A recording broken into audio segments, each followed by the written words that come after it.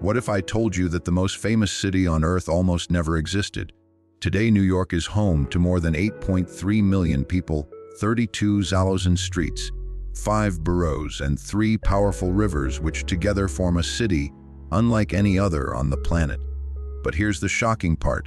Almost everything that makes New York recognizable today simply did not exist even a century ago. No towering skyline, no Wall Street power, no Times Square lights. So how did a place that was once nothing more than forests, rivers, and small tribal settlements transform into the financial, cultural, and media capital of the world? The answer lies in more than 400 years of dramatic history filled with wars, immigration, ambition, and relentless transformation. This is the incredible story of how New York became the world's greatest city. But before skyscrapers dominated the skyline and millions rushed through its busy streets every single day, the land that would become New York looked completely different. Imagine standing there thousands of years ago. No traffic, no buildings, no bridges. Instead, the land was covered with dense forests, flowing rivers, and vast wildlife stretching across the horizon. For nearly 8,000 years, this region was home to Native American tribes speaking Algonquian languages. Among them, the Lenape people lived peacefully with nature. They hunted in the forests, fished in the rivers, and farmed the fertile land. For thousands of years, their world remained untouched. But that peace would not last forever, because across the Atlantic Ocean, a new era of exploration had already begun. European powers were racing to discover new lands, new trade routes, and unimaginable wealth. And eventually one explorer would arrive here, completely changing the fate of this land forever. In 1524, an Italian explorer named Giovanni da Verrazzano, sailing under the flag of France, became the first European to witness the natural harbor that would one day become New York Harbor. At the time, he had no idea he was looking at what would eventually become one of the most important cities in human history. Verrazzano claimed the region for France, but surprisingly nothing happened afterwards. No colony, no settlement. For almost 100 years, Europeans simply stayed away. But then the Dutch arrived, and everything changed. In 1609, an English explorer named Henry Hudson was sailing under the command of the Dutch East India Company. His mission sounded simple but nearly impossible: find the legendary Northwest Passage, a sea route that would connect the Atlantic Ocean to the Pacific. While searching for this mythical passage, Hudson sailed into a wide river flowing deep into the continent. Today we know it as the Hudson River. But at that moment, Hudson believed he may have discovered a route that could change global trade forever. He claimed the surrounding land for the Dutch Republic, unknowingly laying the foundation for what would become one of the most powerful cities on Earth. Soon after, Dutch traders began building posts along the river. Their goal wasn't empire, it was money. The fur trade with Native Americans quickly became extremely profitable. But trading posts were not enough. The Dutch wanted something bigger, a permanent colony, and in 1624 ships carrying Dutch settlers finally arrived in the region. Some settlers were sent to different locations across the new colony called New Netherland. But a small group landed on the southern tip of Manhattan Island. There, the Dutch began constructing a fort designed to protect their growing trade network. That fort would soon become the heart of a new settlement, a settlement called New Amsterdam.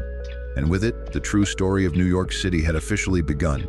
In 1626, the director of the colony, Peter Minuit, attempted to make Dutch control official by purchasing Manhattan Island from a group of Lenape natives. The price: trade goods worth 60 guilders, roughly $100 in modern money.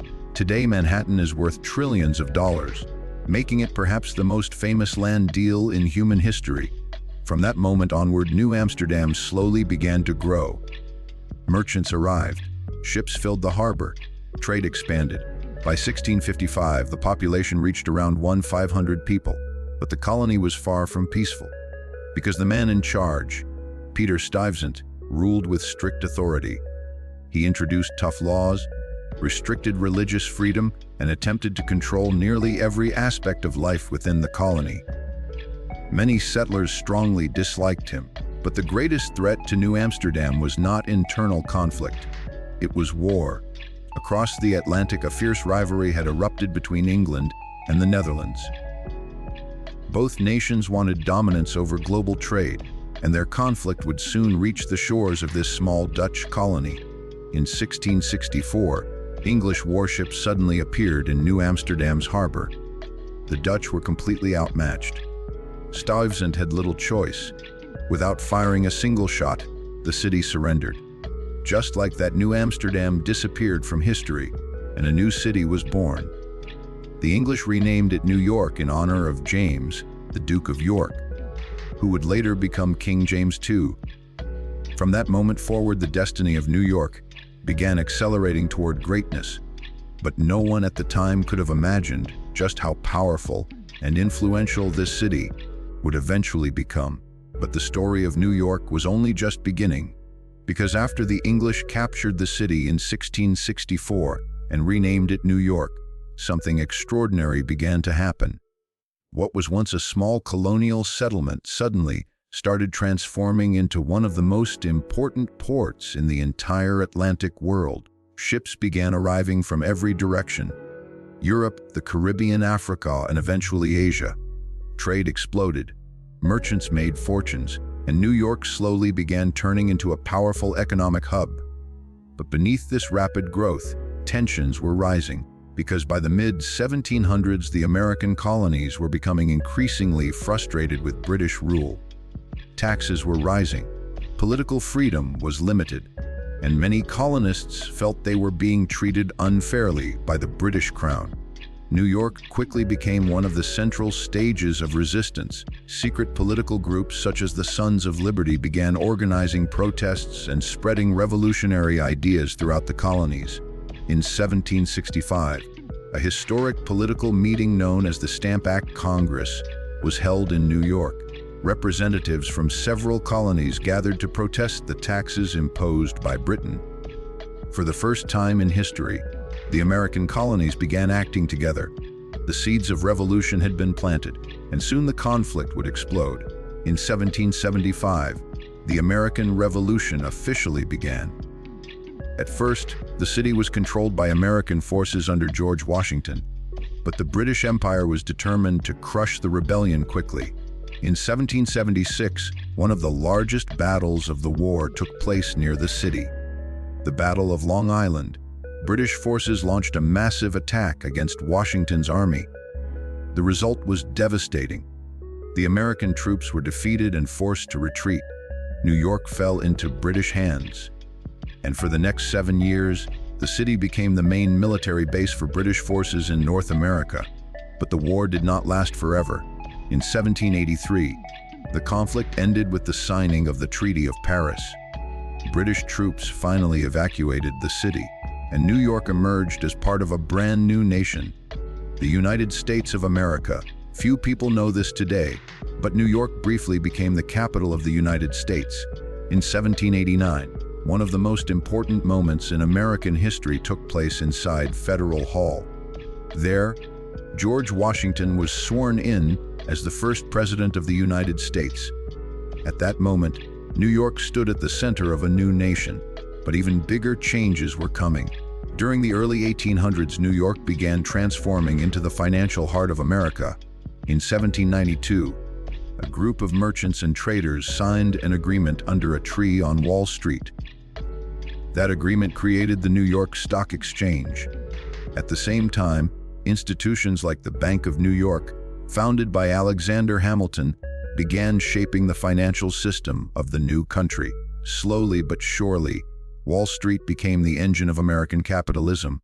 But New York's biggest transformation came from something even more powerful than money: people. Millions of them. During the 19th century, waves of immigrants began pouring into the city. They came from Ireland, Italy, Germany, Eastern Europe, and China, escaping poverty, war, and political oppression. Most arrived through Ellis Island, the famous gateway to America. For many immigrants, The first thing they saw was a giant statue standing proudly in the harbor, the legendary Statue of Liberty. To millions of newcomers, it symbolized hope, freedom, and a new beginning. New York quickly transformed into one of the most diverse cities on Earth, but rapid growth also created serious problems. Overcrowded neighborhoods such as Five Points became infamous for poverty, crime, and disease. Gang violence became common, and living conditions were extremely harsh. Yet despite these challenges, the city kept expanding, because New York had already become something unstoppable, a global magnet for opportunity.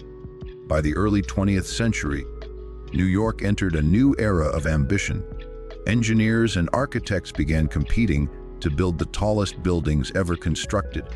This race created the famous skyline we recognize today.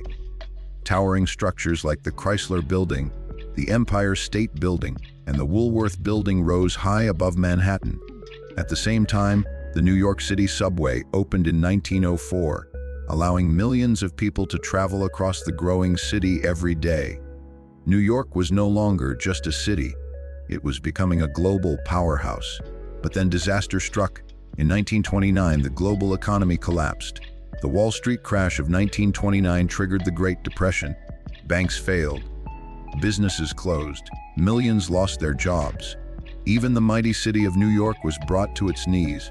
Homeless communities known as Hoovervilles appeared across parks, including Central Park. For a moment, it seemed the city's unstoppable rise might come to an end.